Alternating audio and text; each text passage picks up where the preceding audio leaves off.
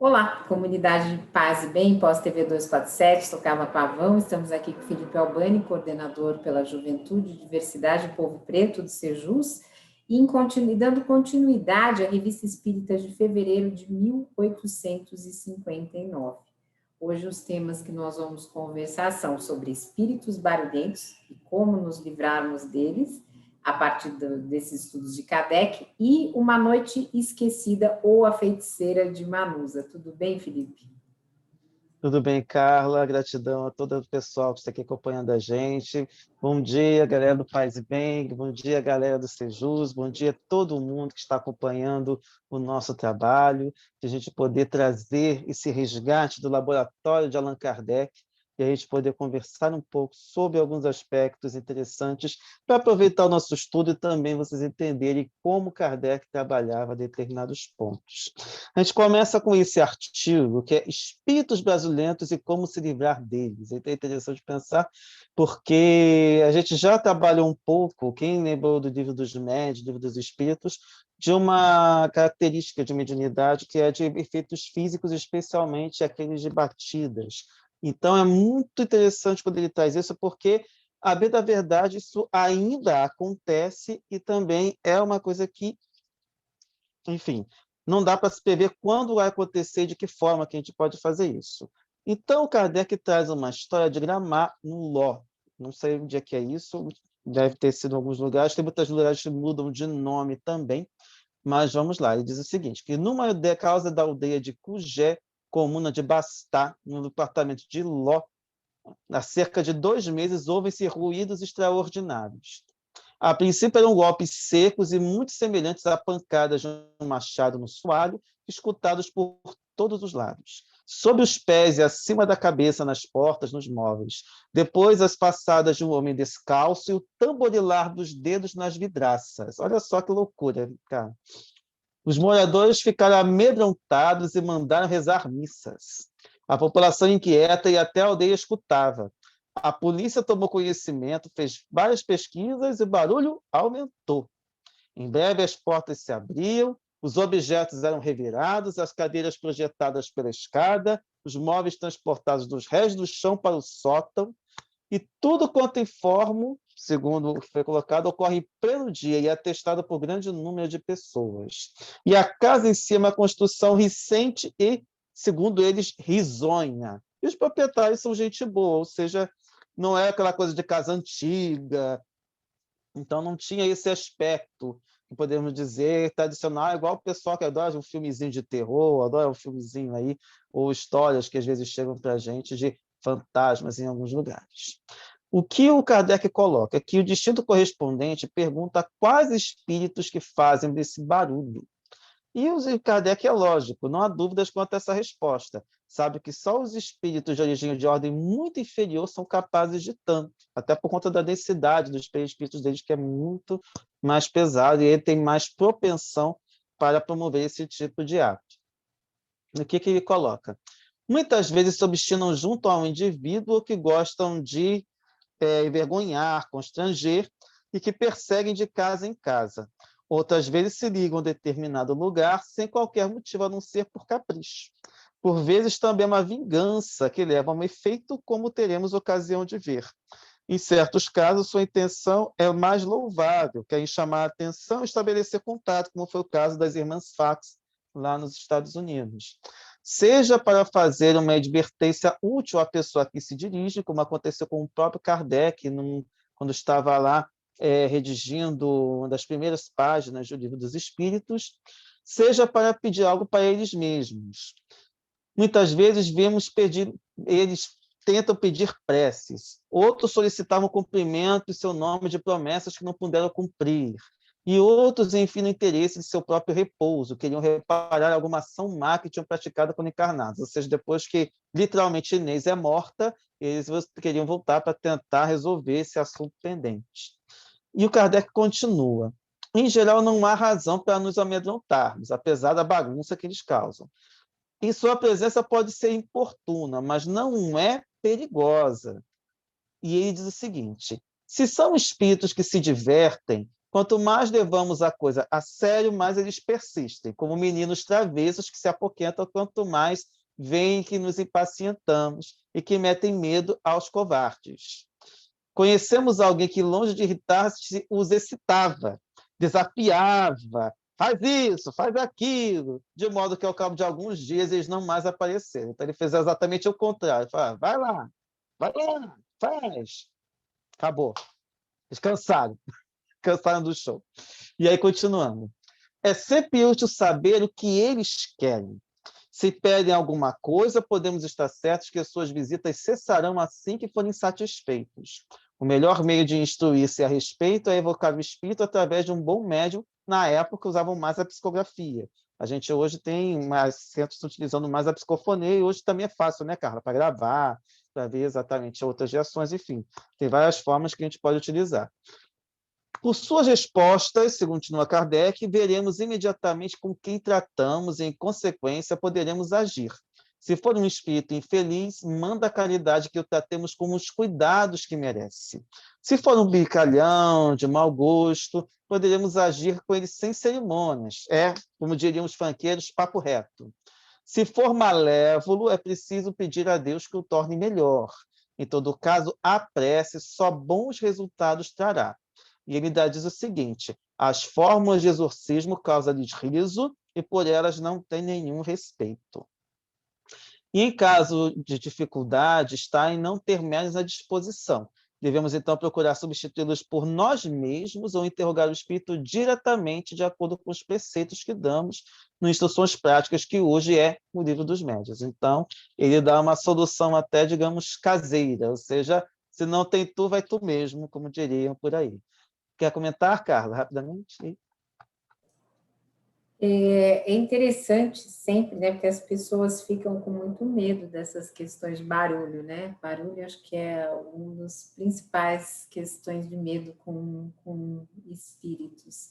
Então, quando a gente vê que a prece, né? A prece é aquele remédio que resolve tudo.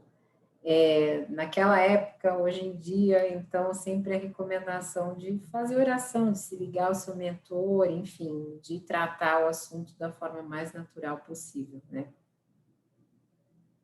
Vou te devolver, Felipe. Tranquilo. Agora a gente vai ler, na verdade, vou tentar resumir essa história. É bem interessante a gente ver que há elementos espíritas que às vezes podem aparecer, mas que não necessariamente temos aí o espiritismo entranhado. Mas aqui a gente tem um caso de uma história que foi ditada por um determinado escritor, já à época desencarnado, chamado Frédéric Soulier. Não sei nem se é assim que você fala, não sei francês, mas a gente vai arranhando do jeito que a gente pode. Que ele esteve encarnado na França entre 1800 e 1847. E ele é considerado como uma das das grandes novelistas da chamada Monarquia de Julho. E tem um dos romances mais famosos da época dele, que ele escreveu, chamadas Memórias do Diabo. Mas, a rigor, ele está praticamente esquecido. Então, ele teve a capacidade de criar uma história desencarnado e trazer para as reuniões. Então, basicamente, isso que a gente vai ter hoje, e seria uma história inventada. E o que o Kardec coloca? Que no ano de 1856, as experiências de manifestações espíritas que se realizavam à casa de um dos participantes atraíam uma seleta e numerosa assistência. Os espíritos que se comunicavam nesse círculo eram mais ou menos sérios, e alguns disseram até coisas de admirável sabedoria, de profundeza notável, que aí ajudará a compor o Livro dos Espíritos, e que ali haviam começado a realizar a grande parte. Outros eram menos sérios. Seu humor jovial facilmente se prestava a piadas, né, a piadas finas, e que jamais se afastavam das conveniências. É que desses espíritos, a gente não pode imaginar que é só espírito de alta categoria, também temos aqueles que estão ali mais ou menos nas nossas condições, que adoram uma farrinha de vez em quando. E nele estava o Frédéric Soulier, que veio livremente sem convite, mas cujas visitas inesperadas sempre eram um passatempo agradável. Você imagina um espírito batendo papo com a gente, Carla. Deve ser uma coisa interessante. Assim, vamos lá falar de qualquer coisa, menos de espiritismo. É mais ou menos assim como devia acontecer. O médium servia de intérprete à senhorita Carolina B., uma das filhas do dono da casa. Não tinha a menor consciência do que escrevia, podendo rir e conversar à torta e à direita, o que fazia de bom grado, enquanto a mão corria sobre o papel.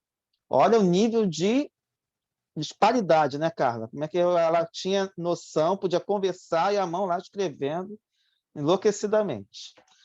E aí continua o Kardec. Perguntarão que prova temos de que o espírito comunicante era o Frederic Soulier e não outro qualquer.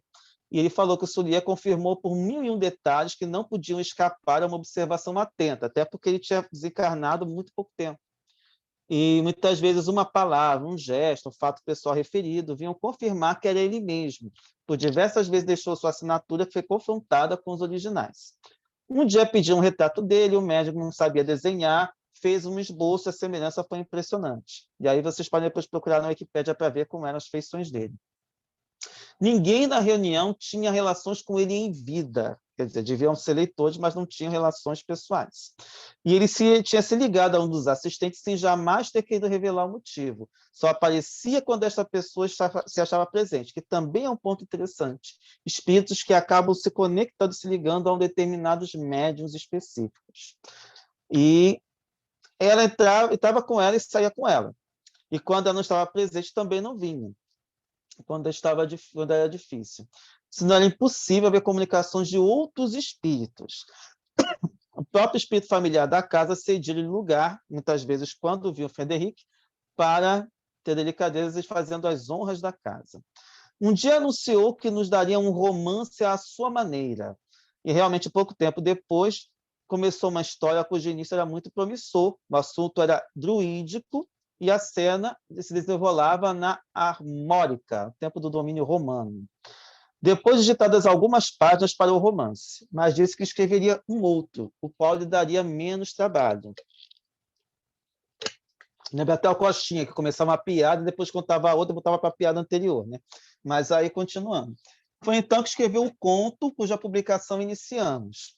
Mais de 30 pessoas assistiram a essa produção, que pode atestar a origem. E ele coloca que não dá, Kardec coloca criticamente, não damos como uma obra de alto valor filosófico, mas uma amostra original de um trabalho de fôlego obtido dos espíritos. O que é interessante aqui?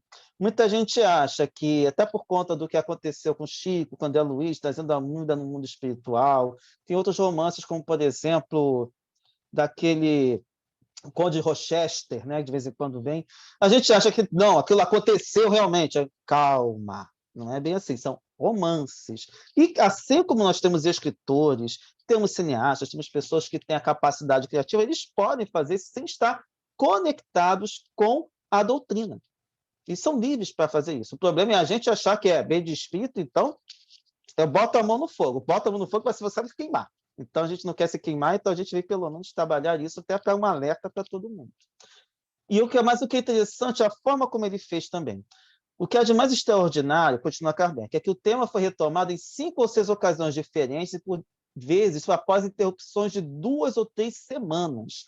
Em cada reinício, o assunto continuava como se tivesse sido escrito de um jato, sem rasuras ou entrelinhas, e sem que houvesse necessidade de recordar o que havia sido dito. Tal qual saiu do lápis do médium, sem ter mudado coisa alguma, nem no estilo, nem nas ideias, nem no encadeamento dos fatos. Algumas repetições de palavras ou pecadilhos ortográficos foram notados. Então, Sulia nos encarregou em pessoa, o meu espírito, né, se pode dizer, de os corrigir, dizendo que nos assistiria no caso. Quando tudo estava terminado, ele quis rever o conjunto, ao qual fez alguns retoques sem importância e autorizou publicá-lo, abrindo mão, dizendo ele, dos seus direitos autorais. Você imagine espírito receber direito autoral, cara. Seria também até do... Quem é o nosso lar gosta muito de falar do bônus hora, mas aí não tem bônus hora coisa nenhuma. Né? Nem isso existia na época de Kardec. Aí, continuando. Contudo, julgamos melhor não inseri-lo na revista sem consentimento formal do seu amigo póstumo, a quem pertence de direito, pois é que por sua presença e sua solicitação que agradecemos esta produção de Anintumba. Então, olha que interessante que ele já relaciona. Havia em Bagdá uma mulher do tempo de Aladim. Aí ele já começa a sonhar, né? A viajar na história aí. Quem gosta de assistir filmes aí de desenhos animados já vai falar. Uma velha chamada Manusa. motivo de horror em toda a cidade, pois era feiticeira das mais terríveis. À noite, em sua casa, ninguém se aventurava a passar pela porta, salvo algum amante à procura de um filtro por sua amante rebelde, ou alguma mulher abandonada em busca de um bálsamo para pôr na ferida que, ao abandoná-la, lhe havia feito amante. Certo dia em que o sultão estava mais triste que de costume, em que a cidade era presa de grande desolação, porque ele queria mandar matar a sultana favorita, um jovem saiu de seu solar magnífico. Dirigia-se para os lados da casa de Manusa, a feiticeira. Uma grande ansiedade estava estampada em seu rosto, que denunciava uma preocupação grande. Junto à porta, hesitou um pouquinho, bateu e entrou. Aí, depois de uns 15 minutos, sofreu uma angústia mortal, porque, afinal, a Manusa era temida por um monte de gente. Pois eu ainda ouvia barulhos que ninguém tinha escutado. Uma matilha de cães latindo ferozmente, gritos lamentosos, cantos de homens e mulheres ao final de uma orgia. E, para iluminar o tumulto, luzes corriam de alto a baixo pela casa. Então, imagine a fantasia que ele criou para imaginar. Fico lembrando daqueles desenhos que a gente já viu aí contando histórias de terror, e quem passou pelos desenhos japoneses também, que os filmes os seriados japoneses devem ter visto algo semelhante. De repente, as luzes se extinguiram e a porta se abriu. E ele entrou, e uma sala iluminada por uma lâmpada de cobre, de 3 britos, estava lá, a casa deserta, e estava aparentemente vazia, os animais empalhados de toda espécie que estavam lá, parecendo que estavam guardando a Manusa. No meio da sala havia uma pequena mesa coberta de livros de magia. Diante da mesa, uma grande poltrona, estava essa velhinha, de tal modo que estava com chales e turbantes, que não dava para ver os traços dela. E quando ela se aproximou, ele falou, o nome dele era Nureddin, o nome desse rapaz. Há vários dias que meu crocodilo de olhos de rubi anunciou-me a tua visita. Imagine isso. E o Nureddin falou que o sultão queria mandar matar Nazara, que era a tal sultana, e que ele a amava. E ele contou como é que chegou perto dela, que os palácios eram vizinhos. Numa noite ele estava passeando e ouviu uma música encantadora, apesar de aquela história de filme também que vocês já viram. E aí se apaixonou por essa voz. Cada vez que ele passeava, via essas mesmas harmonias, ele se aproximou. O que ele fez? Pulou o muro. E aí encontrou a Nazara. E aí, desde esse dia, eles passaram a nutrir um relacionamento. No momento em que eles se sentiam mais seguros, assim, né? Passaram a noite, passaram da hora, apareceu gente de todos os lados e o sultão acompanhado do grão-vizir. O primeiro pensamento do sultão foi mandar matá-lo, mas sabendo que ele é de uma família importante e a sorte que aguardava se eu usasse o único cabelo era ter problemas com essa família, fingiu não ter notado e resolveu, então, matar a Nazara. Ele fez diversas ofertas ao sultão, prometeu ouro, joias, camelos, palácios, mas nada. Então, tentou penetrar no palácio, tentou subornar escravos, chegou no Nintendo 4, mas não conseguiu salvar a Nazara. E ele ainda colocou aqui, no caso aqui que está falando é a Manusa. Se tiveres força para suportar a prova pela qual te farei passar, pode estar certo que vai encontrar a tua antiga felicidade. E aí o Nureddin disse que estava pronto para fazer de tudo para salvar Nazar. Então, depois de tudo combinado, a sala se povoou de uma multidão de figuras brancas, aí tem até aquelas meio escritas, mas não necessariamente como a gente já viu. A princípio apenas visíveis e depois pareciam de um rubro sanguíneo. Ou se diziam homens cobertos de vidas sanguinolentas dançando uma ronda infernal. No meio deles, Manusa, toda desfigurada, com cabelos esparsos, olhos chamejantes, vestes em tiras, tendo na cabeça uma coroa de serpentes. É muita fantasia, cara. Na mão, a guisa de cedro brandia uma tocha acesa que lançava chamas, cujo odor apertava a garganta. Depois de haver dançado durante 1/4 de hora, pararam de repente, ao sinal que a rainha, que para isto lançara uma tocha numa caldeira fervente. Quando todas essas figuras se postaram em volta da cadeira, Manusa fez aproximar-se o mais velho, que podia ser conhecido por sua longa barba branca. E aí disse aqui: vem cá, tu que segues o diabo. Deves encarregar-te da missão muito delicada. Aquele negócio, ele se chamava Tanapla. Ele disse que tua vontade será feita. Então vai lá e trabalha. Assim que ele saiu, disse que disse essas palavras, tudo mudou os olhos no Nureddin. Os objetos tornaram-se o que eram antes e Manus achou-se a sós com ele de novo. E ela disse, vai para casa e espera. Eu mandaria um dos meus gnomos dizer o que deves fazer. Ele obedece e tudo irá bem. Nureddin voltou para o palácio e na sala, numa determinada sala, que era uma sala de mármore, perto do tanque, apareceu um anão muito feio, que era esse Tanapla. Ele falou, sou enviado de Manusa. Depois de atravessar pátios e jardins, chegou nos aposentos dele, fechou todas as portas e disse, sabes que tens de fazer tudo o que eu te disser. Veste o traje de mercador, leva às costas um pacote contendo os objetos que nos são necessários e vou me vestir como escravo e carregarei outro pacote. De repente, os 2 enormes embrulhos do anão foram levados. Aí depois iremos à casa do sultão. Mandarás dizer-lhe que tem os objetos raros e curiosos, se oferecê-los à sultana favorita. Nenhuma uri jamais será usado como outros iguais. Assim que o sultão e a sultana os vestissem, todo o palácio seria tomado por nós e por eles, pelo sultão e por mim, e Osara, que seria a nova sultana. Operada essa metamorfose, estaremos livres para agir à vontade e você libertará Nazara. Depois de alguns minutos, isso aconteceu, deu tudo certo, e o Nureddin procurou a Nazara, onde ela estava prisioneira. Queria verificar se ela estava disposta a confessar seus crimes e estava preparada para morrer. Também quis que oferecer a Osara viesse com ele a fim de assistir ao suplício que infligia às mulheres infiéis. Seria esse o papel que o sultão havia colocado. Tomando uma chave, o escravo abriu 3 fechaduras, entrou no grande gabinete, e lá estava Nazara. Já estava sem todo aquele brilho, mas estava lá ainda, convalescendo. E aí, caminhando para o final, essa história realmente é um pouquinho longa, mas é interessante porque tem as questões que acontecem. O Nureddin tenta levantá-la, ela acha que vai morrer, aí depois é que ele vai e mostra quem ele realmente é.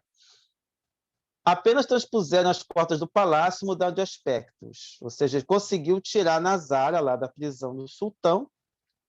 E quando o feitiço que havia, de certa forma, cegado o sultão e a Osana, que era a esposa maior do sultão, ninguém conseguiu perceber, mas aí eles perceberam, ninguém na hora percebeu, mas depois perceberam o que tinha acontecido. E a própria Nazara ficou espantada de ver o que estava fora do palácio, que estava livre, que estava com o amado dela. Mal entrar na casa de Nureddin, ela foi cercada por uma ação de homens, escravos e tropas enviadas pelo sultão para prendê-los. E ao primeiro ruído, eles se refugiaram nos mais retirados aposentos do palácio. Lá o anão lhes disse que nada tinham que temer. Afinal, não seriam presos porque passaram lá. Teriam que pôr na boca o dedo mínimo na mão esquerda e assobiar 3 vezes. Eu não sei fazer isso, gente. Nem vou fazer aqui, senão vai ser horrível. E retiraram depois de minuciosas buscas. O anão disse a Nureddin que fizesse o contrário do que havia feito. Se pusesse na boca o dedo da mão direita, subisse 3 vezes, e aí se converteram ao que era antes. Que aí todo o disfarce se desfez. Em seguida, o anão os advertiu de que não estava em segurança naquela casa, que deviam deixá-la por algum tempo até que se apaziguasse a cólera do sultão. Então ofereceu para conduzi-los ao seu palácio subterrâneo, onde estariam muito à vontade quando seriam providenciados os meios para que pudessem, sem receio, retornar a Bagdá em melhores condições. O anão mandou que fosse ao jardim, chupasse uma laranja com o rosto voltado para o nascente, e então seriam transportados sem o perceber. É até romântico, né? Agora chupar laranja olhando para o nascente, pelo nascer do sol, né, Carla? Não sei. Estamos tendo um momento mulheres e mitos aqui no Caminhos do Espiritismo, né? Que é só uma coisa que parece mítica, né? Mas vamos lá. Sim, totalmente mítica. É bom que está caminhando já para o final. Viram subitamente elevados a uma altura prodigiosa. Você imagina, não era nenhuma droga, nenhuma alucinógena, mas tomou ali e ficaram numa altura prodigiosa. Mas quando tomaram consciência da situação, acharam-se no subsolo, num magnífico palácio iluminado por 20.000 velas. Tanato acompanhou-os em todo o percurso com a brincalhão. De vez em quando perguntava quando o sultão pagaria para entregar os fugitivos. Então, ele ficava lá falando que seriam todas as desgraças possíveis que poderiam acontecer com eles. Mas depois o monstrinho se apressou para chegar ao sultão e fazer uma proposta ao sultão. É aí que seria uma desgraça tremenda se ele não deixasse o pessoal em paz. Nureddin não é o mesmo que pensa, é o filho da feiticeira Manusa e do gênio Rochedo de Diamantes. Se o casares em sinal de reconhecimento, Manusa te protegerá. Se recusares, pobre príncipe, eu te lamento. O sultão ouviu muito calmo as palavras de Tanatra, mas logo a seguir chamou uma tropa de homens armados para prender o pequeno monstro, até que um acontecimento viesse a provar aquilo que acabara de dizer. Apenas algumas horas aconteceram e o sol se cobriu de uma nuvem sombria, como se um véu quisesse roubá-lo à terra. Depois ouviu-se um grande ruído de uma montanha à entrada da cidade, e saiu um gigante armado, dirigindo-se para o palácio do sultão. E o sultão tremia. A aproximação do gigante mandou fechar todas as portas e ordenou a prontidão dos soldados a fim de defender o seu príncipe. Não adiantou. Todas as portas se abriram como se empurradas por uma mão invisível. Depois, gravemente, o gigante se avançou para o sultão. O sultão caiu de joelhos, suplicou ao gigante que o poupasse e deixasse o que exigia. E aí o gigante falou: faz o que Tanatra te aconselhou, te asseguramos a nossa proteção. Depois de 15 minutos, ele fez do susto. E, longe de seguir o segredo, o conselho de Tanatra mandou publicar um edito prometendo magnífica recompensa para que capturasse Nureddin e Nazar. No segundo dia, apareceu às portas da cidade um exército que parecia saído das entranhas da terra. Fiquei lembrando ali do trilho do Michael Jackson, todo mundo saindo ali do chão. Os soldados vestiam peles de toupeira e tinham como escudo cascos de tartaruga. Usavam machados feitos de lascas de rochedos. À sua aproximação, os guardas quiseram opor resistência, mas o aspecto formidável do exército logo os fez baixarem as armas. Abriram as portas e, sem dizer palavra alguma, sem romper suas filas, a tropa inimiga marchou solenemente para o palácio. O sultão quis resistir à entrada de seus aposentos, mas, com sua grande surpresa, os guardas adormeceram e as portas se abriram por si mesmas. Ao invés de ser o sultão de um povo que não sabe governar, vamos conduzir-te para o meio das toupeiras, disseram eles. Você vai se tornar uma toupeira e o sultão amaciado. Vê o que preferes, isto ou fazer aquilo que disse Tanatra? E ele disse, o sultão preferiu resistir. Mas, para sua felicidade, após alguns momentos de reflexão, concordou com as exigências. Apenas quis uma condição: os fugitivos não habitassem o seu reino. Sem saber nem como, nem para onde, nem por que, o exército desapareceu. Quiser pudesse fazer isso com determinados desgovernantes, né, Carlos? Então, Nureddin lhe disse, assim, foi o que a Manusa falou, Nureddin, eu te prometi ajuda e assistência. Hoje vou cumprir a minha promessa. Estás no fim de teus males e vais receber o preço da sua obstinação. Nazara vai ser tua esposa. Além disso, eu te dou este palácio, aquele de 20 mil velas. Nele habitarás e serás o rei de um povo bravo e reconhecido. Eles são dignos de ti, como és digno de reinar sobre eles. O seu reinado foi longo, viveram milhares de anos, bem ao molde dessas histórias míticas, e posso dizer-vos que ainda vivem. Se fossem espíritos imortais, estariam vivendo mesmo, mas aí em outro plano. Só que o seu país jamais foi descoberto, ou melhor, nunca se tornou conhecido. E assim termina essa longa história, que, como a gente pode dizer, os espíritos também são livres para inventar o que quiserem. Não necessariamente eles precisam seguir essa lógica que a gente tenta seguir, como a gente tenta fazer aqui no caminho do espiritismo. Legal. Então, terminamos. Então, gente, aí o Momento Mulheres e Mitos, para quem gostou, volta lá na playlist de Mulheres e Mitos e assiste lá a série que nós fizemos sobre essas questões mitológicas. E para vocês que nos viram, se inscrevam no canal Paz e Bem, no canal da Pós TV 247, no canal do Sejus, também nas redes sociais do Sejus. E se quiserem vir estudar conosco, o Felipe também é nosso moderador nos diversos grupos. Nós temos um pré-grupo que você entra mandando mensagem pelas redes sociais, Facebook, Instagram, manda lá o direct, o Felipe adiciona no pré-grupo e aí vocês escolhem, né, qual grupo querem participar, porque nós somos uma casa espírita virtual e progressista. Então, um beijo grande, muito obrigada, Felipe, paz e bem, gente. Um forte abraço, pessoal, um beijo enorme no coração de cada um de vocês e até a próxima. Até mais. Tchau.